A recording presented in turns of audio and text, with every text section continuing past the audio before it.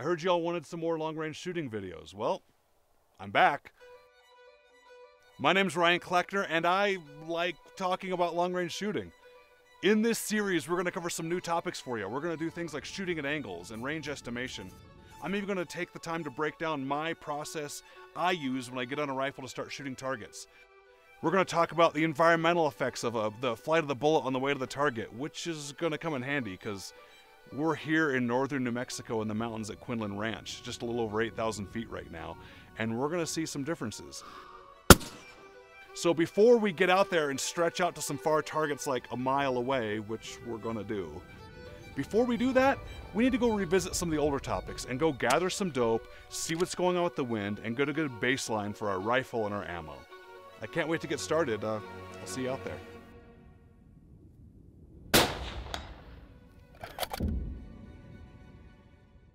All right, guys, so we took these things out on the track and raced them, and let John get a whack at this thing. It's some close distance stuff and some longer intermediate distance kind of things. What do you think, man? I'm brimming with kind of pros and cons, things I want to say, but first we got to do specs and features. It's for the nerds. Here we go. Cobalt Kinetics Pro is a direct impingement driven gun chambered in 5.56. The upper receiver is 70-75 T6 billet aluminum and the handguard is 60-61 aluminum. Muzzle device, you got an option of Cobalt RCB or Cobalt RCB KM, which is the chemo compatible with dead air silencers, which is cool. The trigger is a two-stage Geisley G2S. It comes with a Radian Raptor LT charging handle. The safety is a 45-degree throw by Cobalt and it's ambidextrous, and an ambidextrous mag release. B5 Systems pistol grip. The Voltor 5-position buffer tube houses a proprietary Cobalt Pro buffer system. All right, so some things I like about this I didn't think I would. Ambi controls. I don't run ambi controls on any of my rifles. This is the first one that I've ever owned that has ambi controls.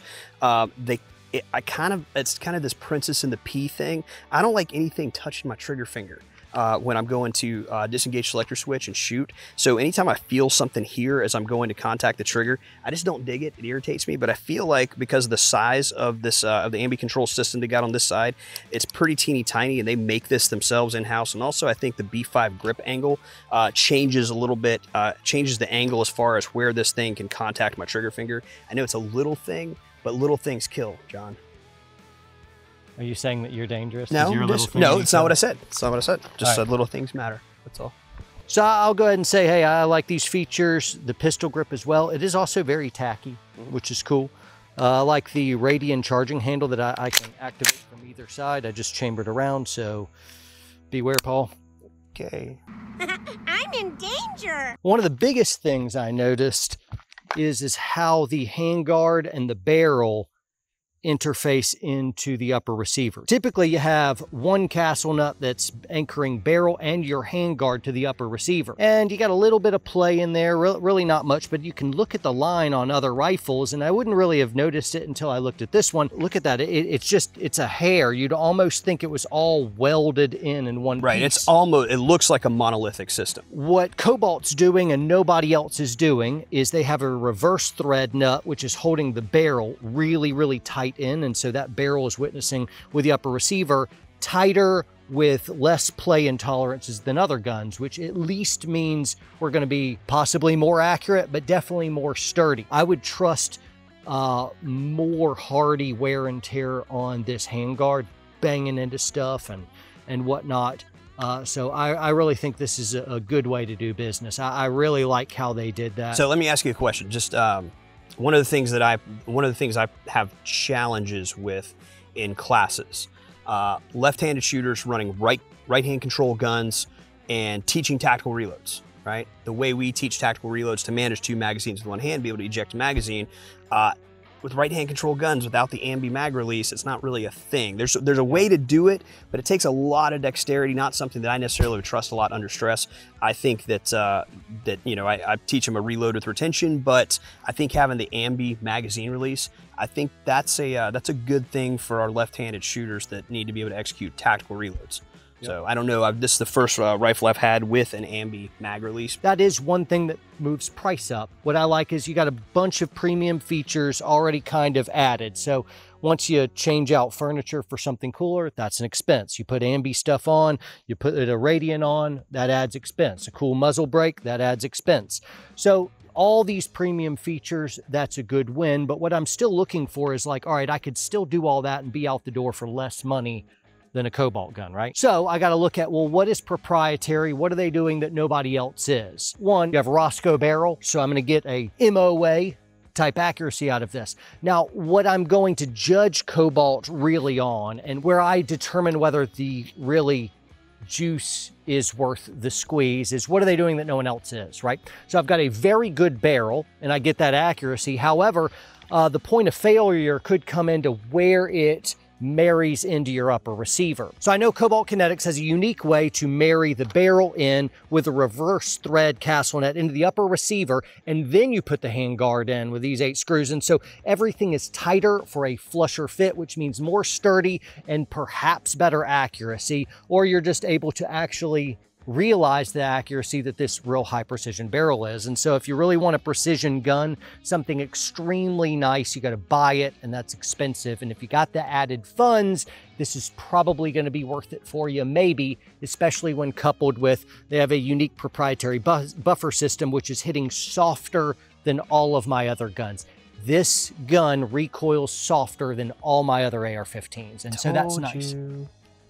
You were right. I was less right. If you don't care that much, then this wouldn't be worth it. If you do care about those two things, softer hitting recoil, the muzzle brake is really keeping it so it's not moving, and you're going to have a unique way to marry handguard and barrel to the upper receiver that is frankly better than everything else out there. Added that with the other premium features, this may or may not be good enough for you. I think it is for me. This is worth it. I'll probably be shooting this gun all the time. Now, how did you feel about your performance shredding out there with the targets? I felt pretty good. Cold run, not too bad. But, you know, I mean, it definitely anything that went wrong was not the gun. It was me. So right. And Paul and I were within about a second. I think the best time, mine was the best time at like 16 something, but. No, you got the best time. We'll just leave it at that. But I really fast. I only Still fast as boy. Come get some.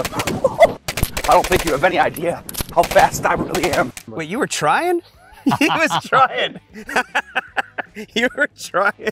Shut up. What I noticed is whether we were at 15 yards or right up on it, when I shot, my optic literally didn't move. And so I didn't really have any recovery. Once my sight picture landed on a target 15, 20 yards away, I could just go ta-da-da-da-da, and it didn't move. We looked at our targets afterwards, and they were almost, the vast majority of those shots were alphas. I mean, we had plenty of Charlies. Sure. But the majority of all our targets, even at the longer distances, they were alphas. And we walked up and kind of like, so this is what being really good feels like, huh? Yeah, I'm not saying you can buy the win. You can't buy the win, but we got kind of close. I mean, really, the gun didn't move, and so I felt like it was a bit idiot-proof. That's my favorite part about this gun. That was the biggest thing for me when I first shot it, was the recoil impulse. Matter of fact, I thought something was wrong with the gun when I first shot it because it recoiled so differently than other guns that I fired. And also I was going from a piston-driven gun, but still I was like, whoa, what's wrong with this thing? Yep. So there is a downside to everything that we just said regarding muzzle brake and compensators in general, is it emits a lot of light. And so for warfighting context, that's going to make a bunch of light emission in the dark, which means all enemy bad guy bullets come to you. And so for a warfighting context, you would really want to marry it with a dead air can. However, what's going to happen to recoil management when you put a dead air can on, because the gases can't mitigate muzzle rise? I bet it will still be less than my other guns, but that's something we need to do. So trigger on this, this Geisley, this is a, I'm trying to remember what the nomenclature is on it, but this is a great trigger at a pretty decent price point.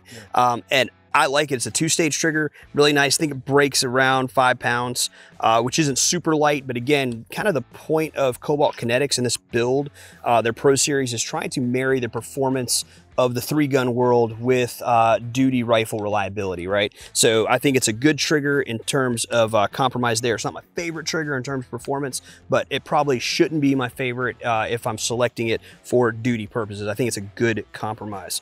Also, magazines do drop free, no problem. not an issue there. So that's a good thing for reloads. In case you guys are wondering about some of the accessories I threw on, I have got a Voodoo 1-10 by EOTech. It's a cloud defensive light, which I really like. However, I wish it didn't stand out so far. I think there's ways to pull it in. They've got mounts for that. That'll fix that, absolutely. Got it. Okay, very good. Well, I need to do that because it's really far out there. But Surefires and Cloud Defense, they're so wildly expensive. I'm still kind of cheap and like, man, it's just white light. Why can't we do sturdy, less expensive light? But anyway, that's me being a curmudgeon.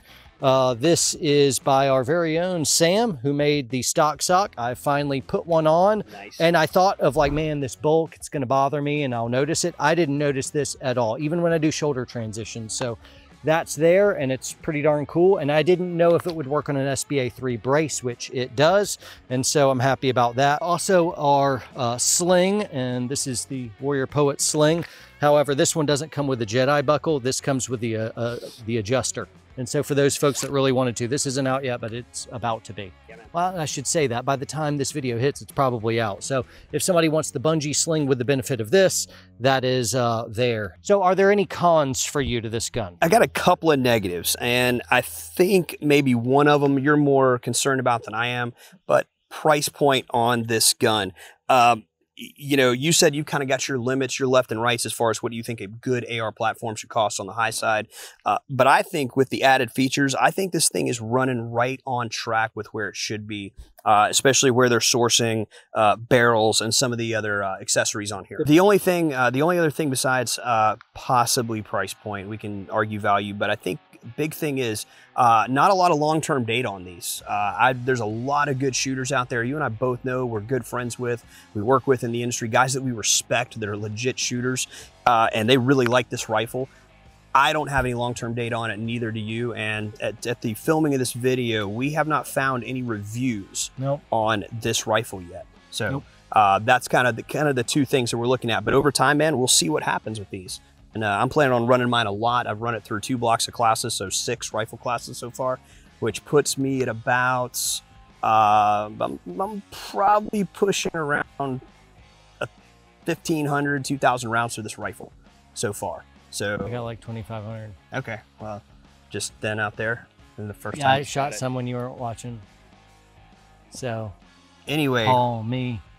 John wins. He's got more rounds through his rifle. That's great. Anyway, but we'll see what happens in the long run, guys, and maybe we'll revisit this and come back and tell you kind of how we feel about this in a few months or so. Guys, this was Cobalt Kinetics Pro, my first thoughts, his continual thoughts. We think it's a real good gun. We're going to give it a big thumbs up. Thanks so much for tuning in, guys. Make sure you're subscribed to the channel, toggle notifications bell to all, share, comment, like, all that stuff. Really helps. We do need your help in that way. Check down below in the description for relevant links. If you want to support the channel, shop Warrior Poet Society, and consider checking out our app, watchwpsn.com. That's our streaming service. We got shows and we have news. We have backed up YouTube content. We have, and we have all kinds of classes like pistol, rifle classes, long range class, blah, blah, all the things. Train hard, train smart, stay free. See ya.